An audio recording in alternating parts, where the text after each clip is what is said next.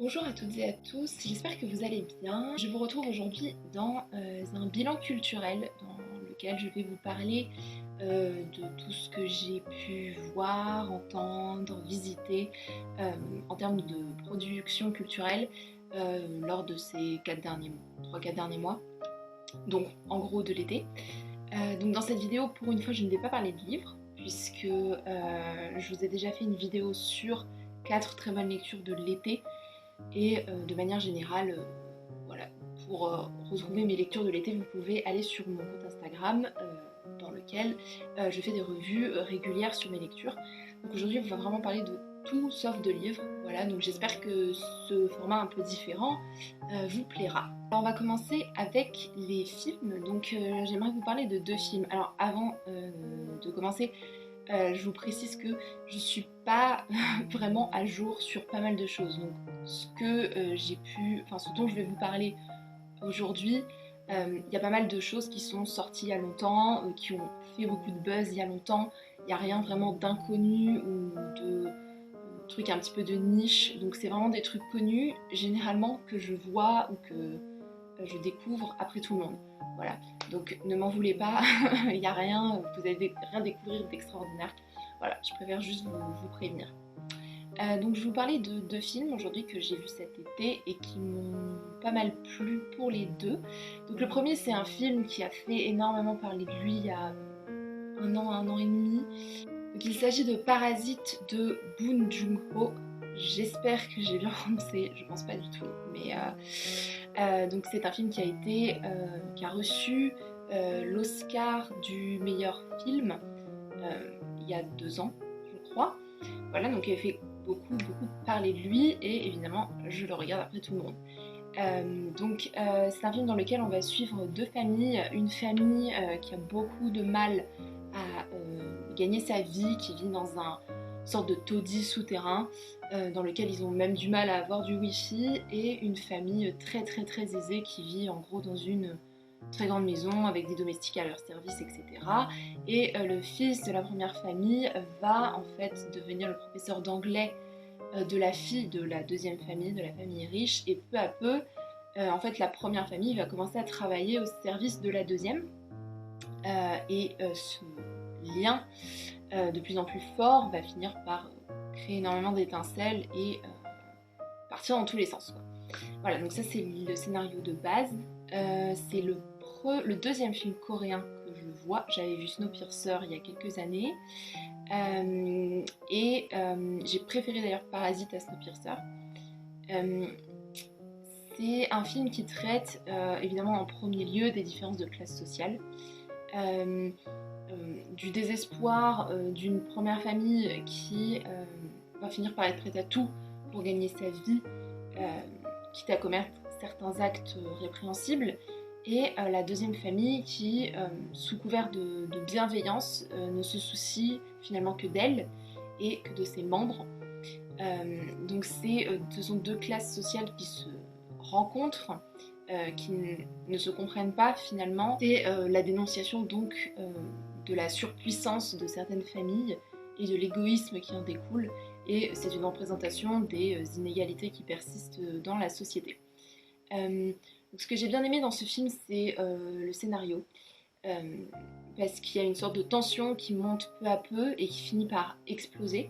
Même s'il y a pas mal de choses qui sont assez prévisibles, c'est pas du tout, il y a peu de choses qui sont vraiment très surprenantes, si ce n'est certains rebondissements à la fin qui sont un peu plus violents peut-être qu'attendus. Mais dans l'ensemble, c'est un film assez prévisible, mais quand même agréable à regarder. C'est très bien filmé. Alors, j'ai peu de notions techniques de cinéma, parce que je suis pas une grande amatrice de cinéma ou de films connus, mais j'ai beaucoup aimé les plans, la manière assez calme finalement. Ce film est assez calme. Il y a aussi toute la différence entre le bruit, la saleté d'une part et la propreté, le calme de l'autre. Enfin, tout en fait est fondé sur du contraste finalement, jusqu'aux images. Donc ça j'ai beaucoup aimé. Voilà, donc dans l'ensemble c'était un très bon visionnage, et je dois avouer qu'après l'avoir vu j'ai compris pourquoi ce film avait eu autant de succès. Voilà, alors comme je connais mal le cinéma coréen et le cinéma en général, je ne saurais pas dire si ce film est représentatif de tel ou tel mouvement cinématographique, mais en tout cas j'ai beaucoup aimé.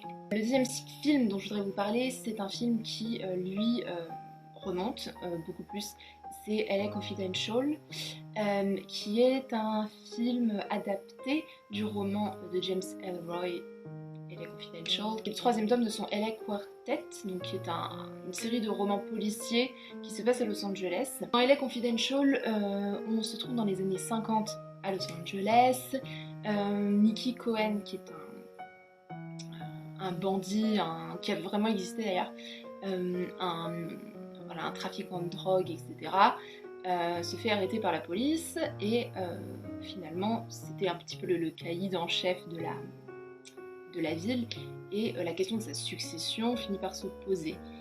Et il y a 3 policiers qui ont des profils extrêmement différents, qui vont être chargés en fait d'une enquête qui consiste à démasquer les coupables d'une tuerie, d'un massacre dans un restaurant dont l'une des victimes est un de leurs collègues.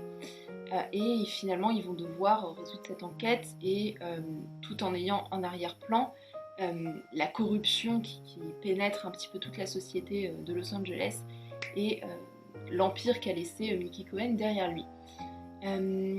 Alors, moi j'avais lu le livre LA Confidential il y a 2-3 ans, dont j'avais assez peu de souvenirs, notamment parce que je l'ai lu en anglais et que c'était vraiment un anglais assez complexe et donc j'avais pas tout compris. Mais ça m'intéressait de voir le film, du coup, parce que de ce que j'avais compris du livre, c'était assez intéressant. Donc c'est un film que j'ai bien aimé.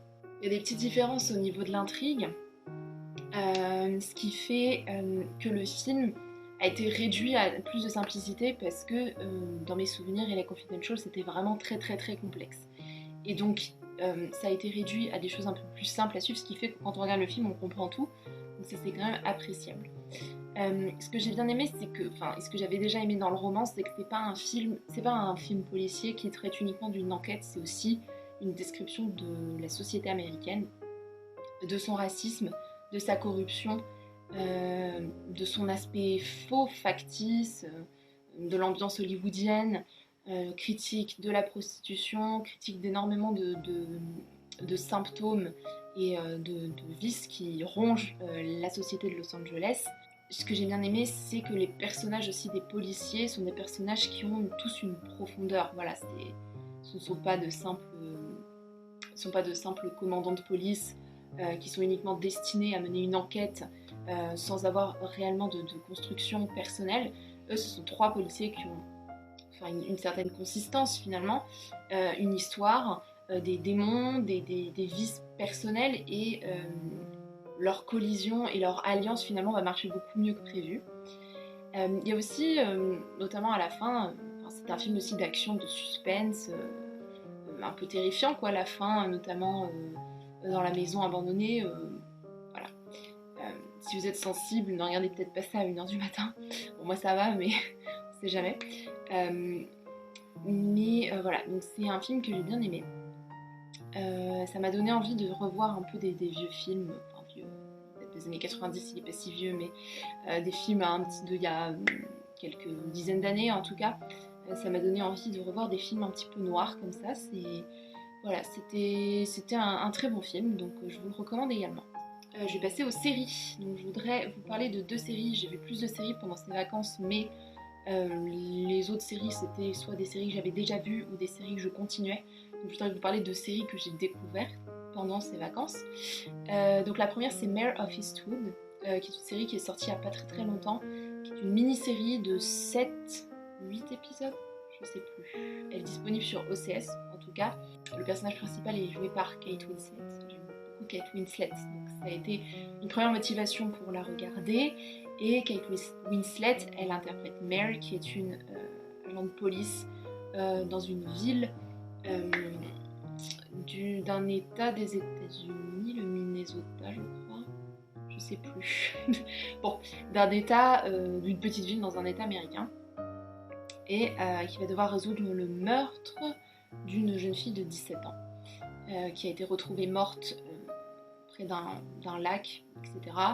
Mare en fait va essayer de résoudre ce meurtre qui va finalement être relié à d'autres affaires et cela va la permettre aussi à elle de faire son deuil puisque son fils en fait s'est suicidé il y a quelques années et elle s'en veut toujours, elle s'estime responsable, elle a du mal à comprendre ce qui l'a poussée à se suicider, donc il va y avoir ces deux intrigues en parallèle, on va dire. Alors, j'ai bien aimé la série, c'était assez addictif, ça se regardait vite. Le personnage de Mare est assez attachant. La description du petit village est assez bien faite. Enfin, le jeu d'acteur est très bien. La réalisation, enfin, il y a tout pour faire une bonne série. Après, c'est pas une série très originale. Enfin, moi, elle m'a fait un peu penser à True Detective en termes, voilà, une enquête de police dans des coins un peu reculés des États-Unis.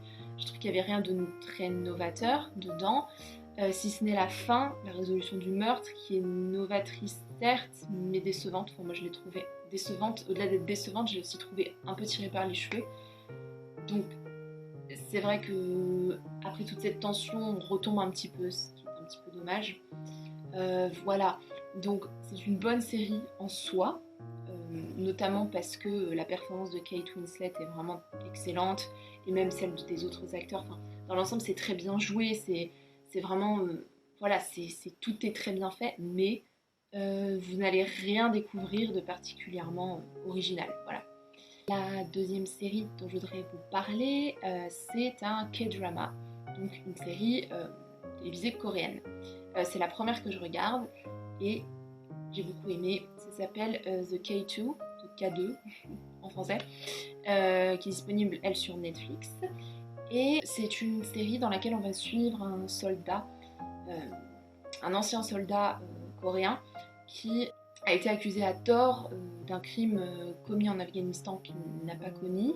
Il va revenir en Corée et devenir le garde du corps de la femme d'un prochain candidat à la présidentielle, qui est une femme extrêmement ambitieuse, extrêmement mauvaise, détestable, prête à tout pour que son mari soit élu, quitte à maltraiter la fille de ce dernier, dont elle est la belle-mère.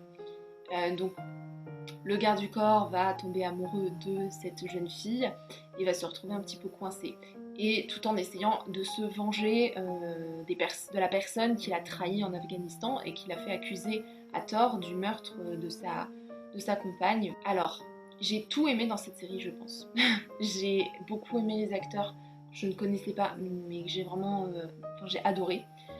J'ai beaucoup aimé la réalisation, donc notamment les scènes d'action qui sont extrêmement stylisées, un petit peu filmées au ralenti avec des musiques un peu intenses. La BO est géniale. J'ai beaucoup aimé le format, en fait, le format des dramas me convient parce que ce sont souvent des longs épisodes et j'aime bien les épisodes un peu longs, d'1 heure en fait, et ça souffle jamais, c'est vraiment toujours fluide. C'est extrêmement addictif, on a envie de tout enchaîner.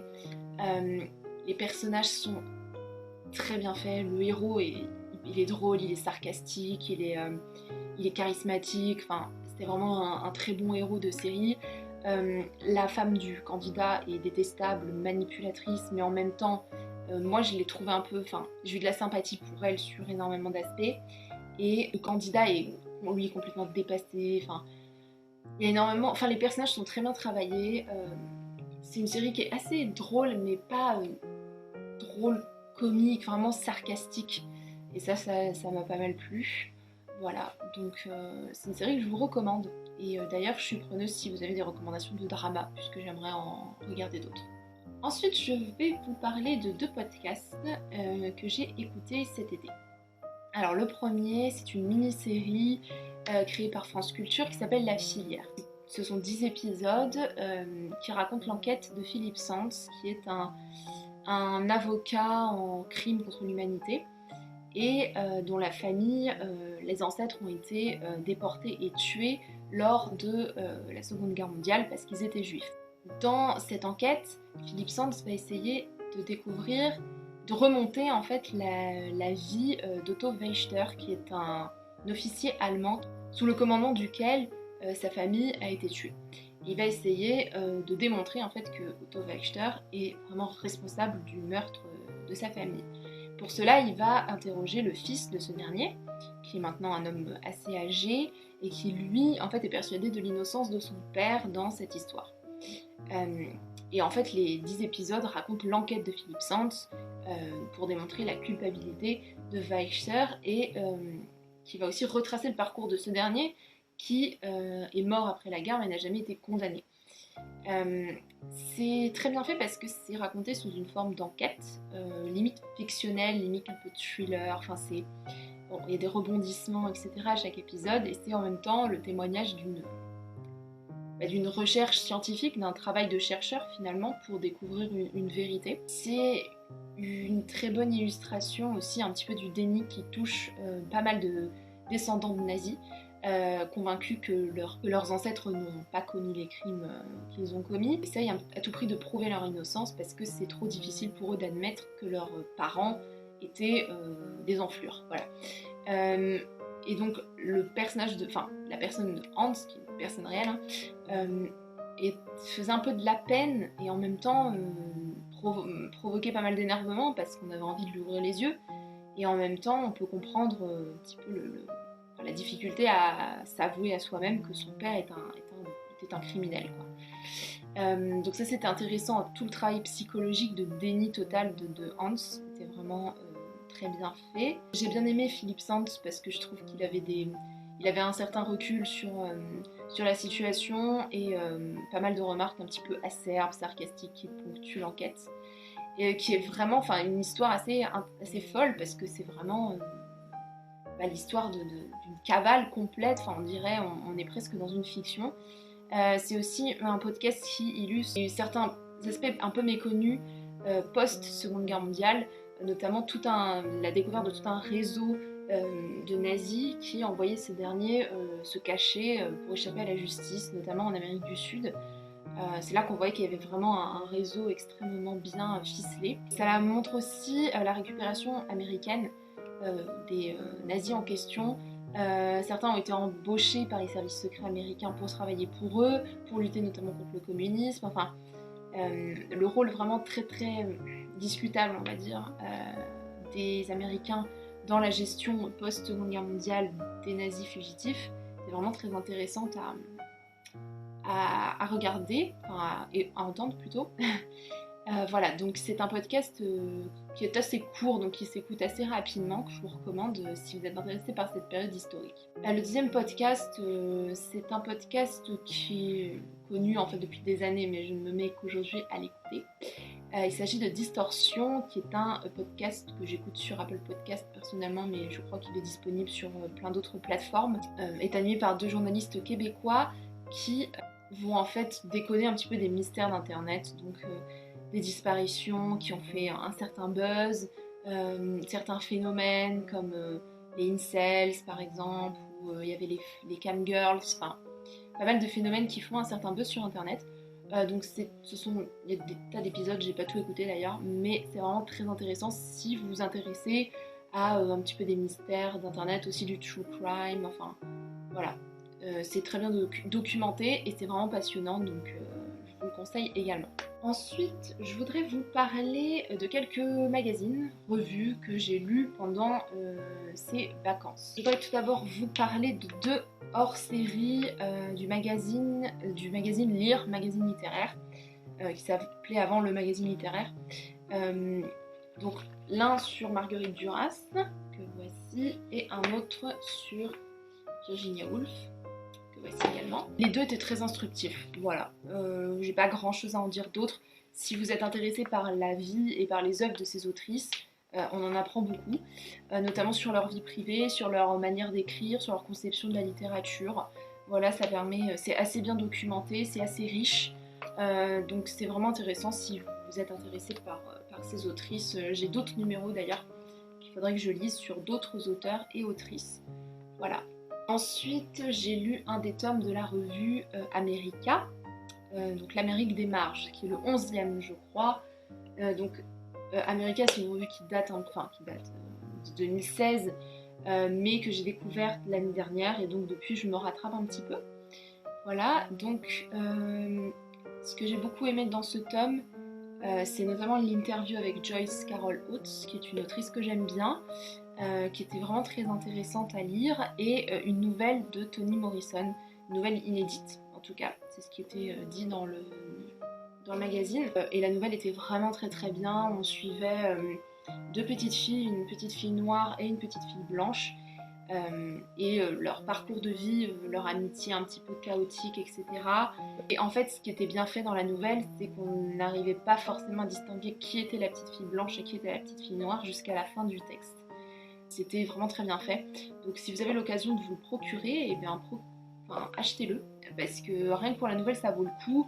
Et l'interview de Joyce Carol Oates, c'est toujours passionnant, ces grandes interviews de plusieurs dizaines de pages, je trouve, parce que ça permet vraiment de rentrer dans les méthodes, les avis, la manière dont les auteurs et les autrices construisent leur travail d'écriture.